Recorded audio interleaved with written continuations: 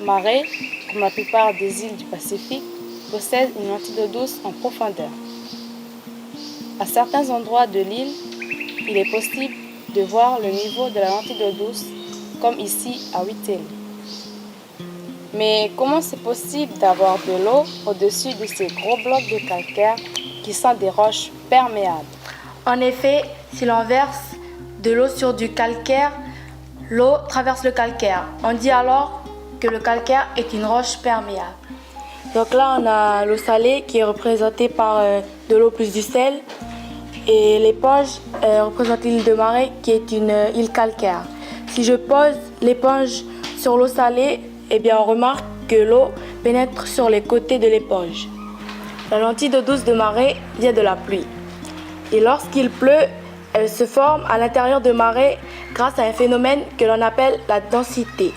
Pour illustrer ce phénomène de densité, nous allons prendre un œuf et nous allons le mettre dans l'eau douce. On constate que l'œuf coule. Avec ce même œuf, nous allons le mettre dans l'eau salée. Et nous constatons que l'œuf flotte. Maintenant, je vais verser une plus grande quantité d'eau douce dans l'aquarium pour mieux expliquer le phénomène de la densité.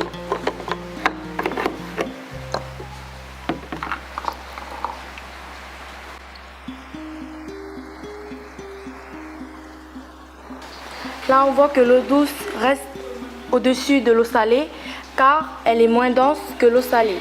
Et si on remet l'œuf, on voit qu'il coule dans l'eau douce mais qu'il flotte sur l'eau salée. Donc voilà, dans les profondeurs de l'île de Marais, il y a de l'eau salée. Et ensuite, il y aura de l'eau douce qui restera au-dessus par un phénomène de densité. Dans cette expérience, on peut voir que le niveau de l'eau est horizontal. Mais en réalité, la surface de la lentille d'eau douce est légèrement bombée. Witele est un trou d'eau qui se trouve à côté de la mer et son niveau est environ 1 mètre par rapport au niveau de la mer. Si nous allons au milieu de Marais, nous pouvons voir d'autres trous d'eau qui présentent un niveau qui peut aller jusqu'à 5 mètres, voire plus, par rapport au niveau de la mer.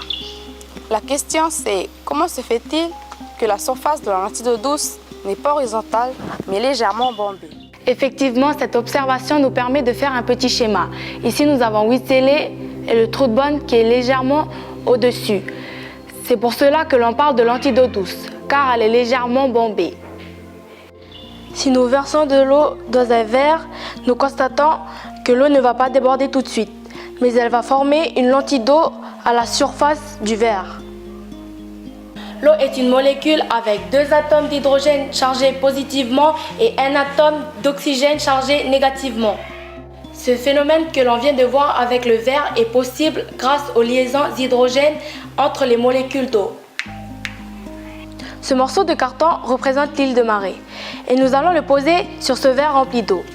En fait, ce qui va se passer, c'est que l'eau va continuer de monter grâce à un phénomène que l'on appelle la capillarité.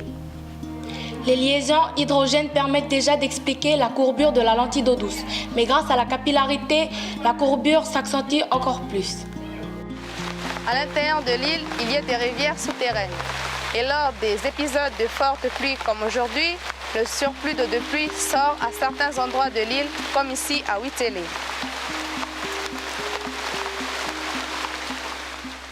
Pour expliquer la présence de la lentille d'eau douce sur l'île de Marais, il faut l'action conjuguée de 3 phénomènes, la densité, la capillarité et les liaisons hydrogène. En fait, il y a un autre paramètre important, c'est la taille de l'île.